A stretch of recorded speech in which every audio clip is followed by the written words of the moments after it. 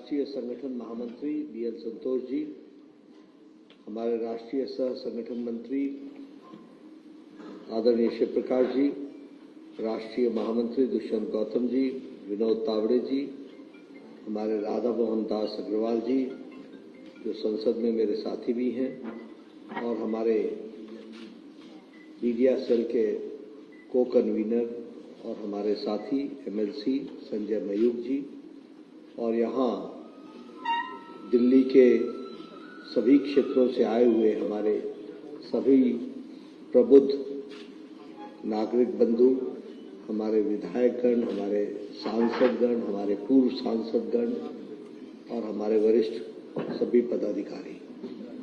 हम सब जानते हैं कि 25 जून 1975 को हम यहाँ पर एक काला दिवस के रूप में मना रहे हैं, और हम इमरजेंसी को याद करने का और जो एक तरीके से प्रजातंत्र के गला को घोटने का जो कुत्सित प्रयास हुआ था वह जनता के सामने आए, इस प्रयास से भारतीय जनता पार्टी सारे देश में इस तरीके का कार्यक्रम कर रही है। और उस कार्यक्रम में आज यहाँ भी दिल्ली प्रदेश में भी और राष्ट्रीय कार्यालय में भी और बाकी सब स्थानों पर भी इस तरीके के कार्यक्रम हो रहे हैं, जहां हम इमरजेंसी को याद करते हैं और इमरजेंसी के दिनों को हम याद करके जो कुत्सित मानसिकता थी वह फिर से आगे कितनी बड़ी चैलेंज है उसको समझ करके याद रखना यह प्रजातंत्र के लिए, सजग प्रजातंत्र के लिए आवश्यक है। इस बात को ध्यान में रखते हुए आज हम सब लोग यहाँ पर एकत्र आए हैं। हम अभी 18वीं लोकसभा का गठन और देश का चुनाव का सबसे बड़ा पर्व हम मना करके आए हैं। सबसे पहले तो हमको ये समझना पड़ेगा कि हमारा देश, जिसे हम मदर ऑफ डेमोक्रेसी कहते हैं, और जो लगभग 1100 साल पहले का भी जो चित्र हम सबको देखने को मिलता है, जिसमें उत्तरा मेरू स्थान पर प्रजातंत्र की बुनियादी बातों का हमको जिक्र मिलता है, और इसीलिए हम गौरव के साथ कहते हैं कि डेमोक्रेसी कोई वेस्टर्न वर्ल्ड की देन नहीं है, मदर ऑफ डेमोक्रेसी रही है तो वो भारत रही है। और ऐसे प्रजातंत्र को का गला घोटने का काम कांग्रेस पार्टी ने किया, वो भी हमको ध्यान में रखना चाहिए। लेकिन हम सबको यह भी मालूम है कि देश उसके खिलाफ खड़ा हुआ और हम लोगों ने डट करके उसका विरोध किया, और उसी का नतीजा है कि प्रजातंत्र भी बहाल हुआ और आज दुनिया का सबसे बड़ा लोकतंत्र का चुनाव भी अभी हम संपन्न करके 18वीं लोकसभा हम बना रहे हैं। मित्रों, यहां बहुत से लोग हैं, मुझे मालूम नहीं, लेकिन मैं आप सबसे इतना जरूर चाहूंगा कि आप जिन लोगों ने इमरजेंसी देखी है उनसे आप इस सप्ताह में जरूर मिलिए और उनसे आप जरा जानने का प्रयास कीजिए कि किस तरीके को भारत को पहुंचा दिया गया, कैसी परिस्थिति ला करके खड़ी कर दी थी। आज का नौजवान का बच्चा कभी कल्पना भी नहीं कर सकता, और ये कल्पना इसलिए नहीं कर सकता कि उस समय जिन लोगों ने प्रजातंत्र की रक्षा के लिए अपनी आहुति दी थी उसकी ताकत के कारण आज प्रजातंत्र मजबूत होकर के खड़ा है कि वो आज हम कोई कल्पना नहीं कर सकते कि इस तरीके की परिस्थिति। मैं जब इस बात को कहता हूं तो आपको इस बात को भी ध्यान में लाना चाहता हूं कि आज 50 साल हो गए, 50 इयर्स, 50वां साल है जब हमने इमरजेंसी के दुर्दिन देखे थे। आप कल्पना नहीं कर सकते हैं, एक रात में 9000 लोगों को उठा लिया गया, एक रात में। और किनको उठाया गया? कोई देश का नेता, प्रमुख नेता बचा नहीं। मोरारजी देसाई, मोहन धारिया, अटल बिहारी वाजपेयी, लालकृष्ण आडवाणी, ऐसी लंबी श्रृंखला है जिनको उसी रात उठा लिया गया और उनको जेल में 1 दिन नहीं, 2 दिन नहीं, 19 महीने से ज्यादा रहना पड़ा। 19 महीने से ज्यादा रहना पड़ा। यह परिस्थिति लाकर के खड़ी की। और क्या कसूर था? कसूर सिर्फ इतना था कि प्रजातंत्र की मजबूती के लिए और प्रजातंत्र की रक्षा के लिए उन्होंने आवाज उठाई थी। हम सबको मालूम है, मुझे जहां तक याद पड़ता है, शायद वो 12 जून की तारीख थी जब इलाहाबाद हाई कोर्ट का 1975 में 12 जून को इलाहाबाद हाई कोर्ट का फैसला आया था। और उस इलाहाबाद के हाई कोर्ट के फैसले के कारण प्रधानमंत्री उस समय इंदिरा गांधी जी थी, उनका चुनाव निरस्त हुआ था। वो अनफेयर मीन्स से चुनाव लड़ रही थी। ये इलाहाबाद हाई कोर्ट का जजमेंट था। आप सोच सकते हैं, आज हमारे नौजवान बच्चों को शायद पता नहीं होगा, हमारे नौजवानों को मालूम नहीं होगा कि प्रधानमंत्री अपने कुर्सी पर रहते हुए इंडिक्ट हुई थी इलाहाबाद हाई कोर्ट से, और इलाहाबाद हाई कोर्ट ने उनके चुनाव को निरस्त किया था। और यही नहीं, 6 साल तक इलेक्शन से डिबार भी किया था। यह स्थिति आकर के खड़ी हुई थी। इस तरीके से उस समय की स्थिति आई थी। और उसके बाद कानून को बदला गया। कानून को बदलने के बाद श्रीमती इंदिरा गांधी प्रधानमंत्री के रूप में मौजूद रही। और यह जो लड़ाई चल रही थी, वैसे तो लगभग 1974 से शुरू हो गई थी, जयप्रकाश नारायण जी के आंदोलन के माध्यम से, जो सारे देश में प्रजातंत्र को बचाने के लिए और बेरोजगारी, भ्रष्टाचार, भाई भतीजावाद के खिलाफ जो आंदोलन चल रहा था, उस आंदोलन के माध्यम में ये जब श्रीमती इंदिरा गांधी का फैसला आया और जिस तरीके से उन्होंने संविधान को बदल करके अपनी कुर्सी की रक्षा करने का प्रयास किया, उस समय सारा देश आंदोलित हो गया, उद्वेलित हो गया। और उस उद्वेलना को रोकने के लिए 25 जून की रात को श्रीमती इंदिरा गांधी ने इमरजेंसी लगाई और हजारों लोगों को उसी रात को उनको अरेस्ट कर लिया गया, जिसमें मैंने नाम आपको बताया।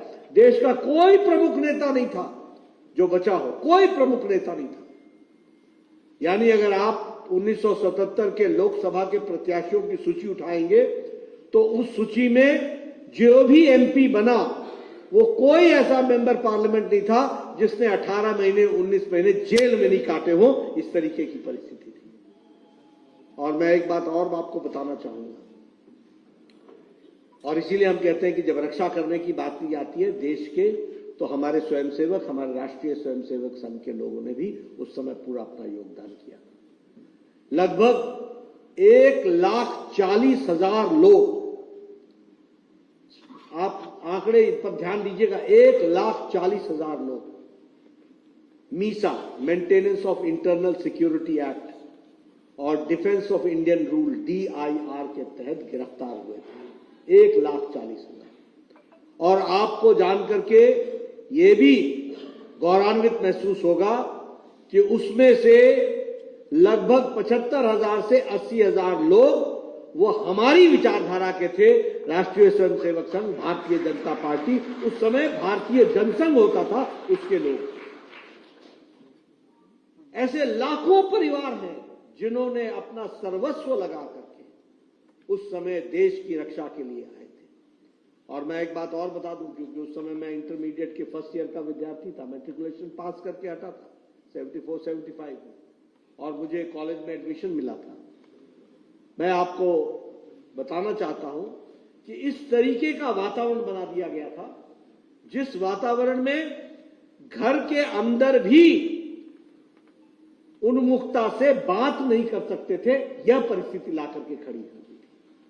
पता नहीं मेरा भाई ही मुखबिर हो सरकार का, पता नहीं कौन हमारे घर से ही हमारी CID करता हो। इस तरीके का एक प्रश्नवाचक चिन्ह आकर के खड़ा हो गया। और मैं जब बताता हूं कि इंटरमीडिएट का विद्यार्थी था, कॉलेजेस कॉलेज नहीं दिखते थे, वो पुलिस की छावनी दिखती थी, छावनी, कैंप दिखता था। मैं आपको बताना चाहता हूं, आज चर्चा हो रही है, मुझे अपने कॉलेज के दिन याद आ रहे हैं। आप कभी इमेजिन करेंगे कि 2 साल के दौरान, मेरी इंटरमीडिएट के दौरान, मेरे क्लास को 2 बार अरेस्ट किया गया, 2 बार, इंडिविजुअली नहीं, सारी क्लास को। और सिर्फ दोष क्या था? इनकलाब जिंदाबाद, ये नारा हमारी क्लास में लगा। सारी क्लास को उठा करके ट्रकों में बैठा करके, बॉर्डर सिक्योरिटी फोर्स और सीआरपीएफ के ट्रकों में बैठा करके जेल में डालने का काम किया, 2 बार। ये मैंने अपनी आंखों से देखा।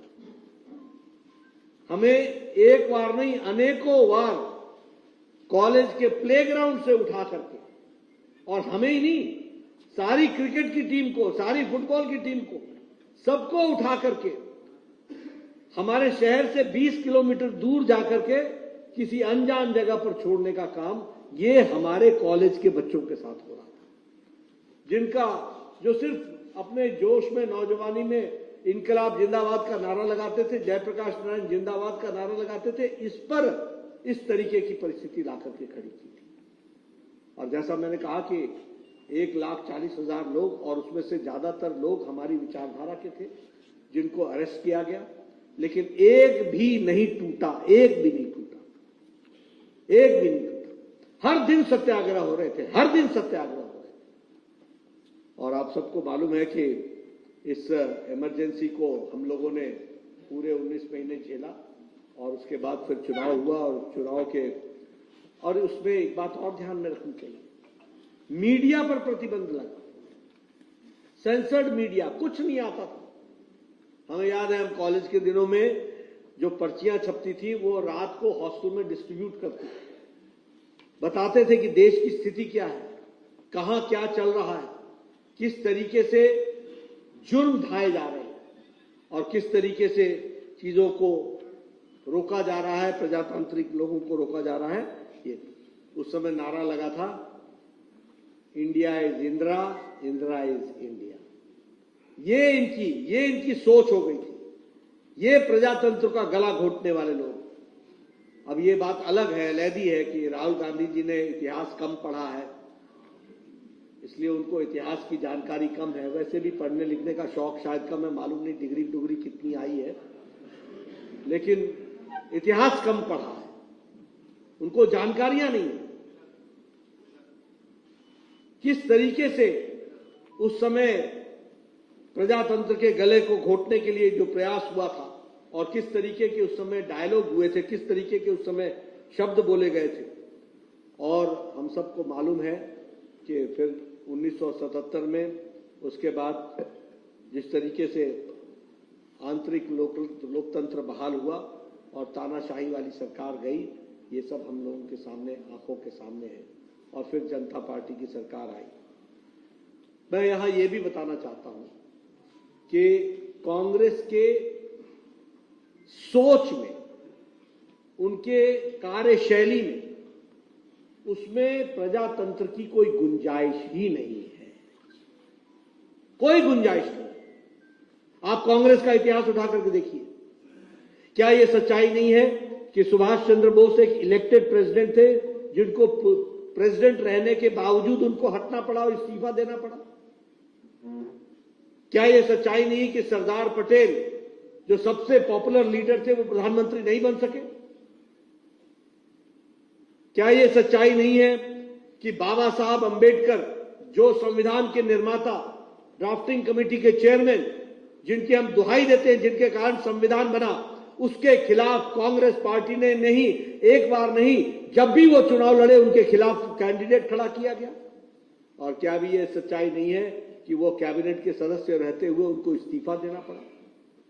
इसलिए कांग्रेस पार्टी के सोच में विपक्ष की कोई जगह ही नहीं। जिसने विपक्ष किया वो जाए, पेरिश हो जाए, वो रहे नहीं, उसको समाप्ति करने में कांग्रेस ने कोई भी कसर नहीं छोड़ी है। इस बात को हमको ध्यान रखना है। और इसीलिए अभी मैं जब इमरजेंसी की बात बोलता हूं, किस तरीके से लोगों के साथ उत्पीड़न हुआ, इसकी जब मैं चर्चा करता हूं तो मैं एक बात बताना भूल गया। मीडिया को रोकने के हर तरीके के प्रयास तो हुए, लेकिन जर्नलिस्टों को भी जेल में डाला गया, उनको भी जेल की सलाखों के पीछे रखा गया। और मैं जानना चाहता हूं कांग्रेस पार्टी से, आजकल ये नेता बड़े संविधान की कॉपी लेकर के फिरते हैं, इनको इतिहास इन्होंने पढ़ा नहीं है। इनको चाहिए कि जाएं राजघाट पर और देश से जाकर के माफी मांगे महात्मा गांधी की समाधि पर, और देश से माफी मांगे जिन्होंने प्रजातंत्र का गला घोटा और देश को रोकने का प्रयास।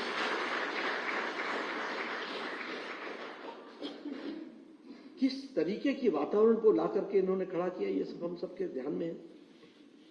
अब आप देखिए, आज ये बहुत बड़े प्रजातंत्र की दुहाई देने की बात करते हैं, संविधान की बात करते हैं, और संविधान की रक्षा के ये बड़े रक्षक हैं। कांग्रेस पार्टी ने 90 बार चुनी हुई सरकारों को गिराया है, 90 टाइम्स। ये प्रजातंत्र की रक्षा करेंगे? 90 बार चुनी हुई सरकारें गिराई हैं। मैं यहां ये भी आपको बताना चाहता हूं, श्रीमती इंदिरा गांधी के खिलाफ 1973 में पहली बार श्रीमती इंदिरा गांधी ने चीफ जस्टिस को सुपरसीड करके, और वहां पर जस्टिस सेजल जो सीनियर मोस्ट जज थे उनको सुपरसीड करके एएन रे को जस्टिस बनाया। जिस जस्टिस खन्ना ने अपना नोट ऑफ डाइसेंट दिया था, उस समय जब कोर्ट का जजमेंट आ रहा था, उस जस्टिस खन्ना को डाइसेंट देने के कारण उसको भी सुपरसीड करके जस्टिस बेग ने सुपरसीड किया जस्टिस खन्ना को, और उनको सुप्रीम कोर्ट का सीजे बनाया गया। ये भी हम सबके ध्यान में है। 1986 में शाहबानो केस, ये सेकुलरिज्म की बात बोलते हैं, ये छदम धर्मनिरपेक्षता, ये स्यूडो सेकुलरिज्म का उदाहरण है कि सुप्रीम कोर्ट ने कहा कि शाहबानो को उसके मेंटेनेंस के लिए और तलाक के बाद उसको रियायत मिलनी चाहिए, उसको कंपनसेशन मिलना चाहिए, उसको फायदा मिलना चाहिए। राजीव गांधी 21वीं शताब्दी की ओर देखने वाले नेता मिस्टर क्लीन राजीव गांधी ने संविधान में संशोधन करके वह अधिकार देने से रोकने का काम किया, तो इन्होंने किया। ये सेकुलरिज्म की दुहाई देते हैं। ये सबका साथ, सबका विकास, सबका विश्वास, जिस बात को प्रधानमंत्री मोदी जी लेकर के चल रहे हैं, उसके लेटर और स्पिरिट के खिलाफ ये खड़े हुए, ये भी हमको ध्यान में रखना चाहिए। और उसी तरीके से अगर हम कहें इस दृष्टि से, तो एक नहीं अनेकों उदाहरण हैं। अभी आप देखिए, ये जो हमारे रिलीजियस डिस्क्रिमिनेशन आरटीई का एक्ट जो लेकर के आए, जिस रिलीजियस डिस्क्रिमिनेशन के तहत माइनॉरिटी इंस्टीट्यूशंस को सब तरीके की सुविधाएं दी गई, और जो मेजॉरिटी इंस्टीट्यूशंस थे उनको, जो भी एडेड और अनएडेड स्कूल्स थे, उनके साथ दोहरा मापदंड करने का काम किया, ये हम सबके ध्यान में है। और उसी तरीके से अपनी ही सरकार का 2013 में चुनी हुई सरकार, कैबिनेट का ऑर्डिनेंस, उसको फाड़ने का काम किसी और ने नहीं किया, ये शहजादा राहुल गांधी ने किया। ये प्रजातंत्र की दुहाई देने वाले लोग, अपनी चुनी हुई सरकार इस तरीके की स्थितियां ला करके खड़ी की हैं। मैं यहां ये भी बताना चाहता हूं कि प्रजातंत्र, मतलब मैं, अगर आप कहिए तो मैं हमेशा एक बात कहूंगा, रस्सी जल गई है, बल नहीं गया। जनता ने नीचे लगा दिया, लेकिन अड़ नहीं गई। आप देखिए जिस तरीके की भाषा और जिस तरीके से ये चर्चाएं करते हैं, वो भी हम सबके को ध्यान में है। न संसदीय मर्यादाओं का ध्यान में रखते हैं, और न ही संसदीय शब्दावली का ध्यान में रखते हैं। आज चर्चा करते हुए कहा, अब आप बताइए, आज दिन तक कभी भी लोकसभा के स्पीकर का चुनाव कंडीशनल होता है क्या? कंडीशन के साथ होता है क्या? डिप्टी स्पीकर तय करो, तब हम स्पीकर में तुम्हारे को मदद करेंगे। और ये कौन कह रहे हैं? ये वो लोग कह रहे हैं जिन्होंने कांग्रेस की सरकार में तेलंगाना में स्पीकर भी अपना बनाया है और डिप्टी स्पीकर भी अपना बनाया है। ये चर्चा करने बैठे। कर्नाटक में इनका ही स्पीकर, इनका ही डिप्टी स्पीकर। ममता प्रजातंत्र की बात बोलती है। वेस्ट बंगाल में इनका ही स्पीकर, इनका ही डिप्टी स्पीकर। तमिलनाडु में डीएमके का इनका ही स्पीकर, इनका ही डिप्टी स्पीकर। केरला में इनका ही स्पीकर, इनका ही डिप्टी स्पीकर कम्युनिस्ट पार्टी का। ये हाथी के दांत दिखाने के और खाने के और। ये ऐसे लोग हैं जो हिपोक्रेसी में जीते हैं, ये दोहरे मापदंड में जीते हैं।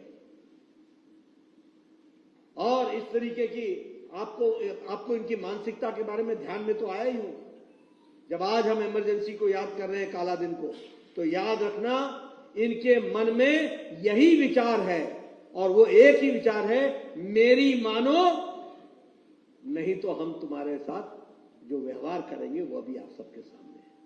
मित्रों, मैं चाहूंगा कि आप सबके माध्यम से इमरजेंसी की याद को ताजा करते हुए इनके जो षड्यंत्र थे और इन्होंने जिस तरीके से प्रजातंत्र का गला घोटा, और एक बार नहीं, ये बात करते हैं इंस्टीट्यूशंस की, जिन्होंने एक समय में सुप्रीम कोर्ट जैसे इंस्टीट्यूशन को अपने गिरफ्त में लेने का प्रयास किया, वो इंस्टीट्यूशंस की बात करते हैं। मैं वही तो कह रहा हूं कि स्पोर्ट्स कोटे में आकर के कॉलेज में एडमिशन हो जाए तो अच्छा छात्र नहीं हो जाते।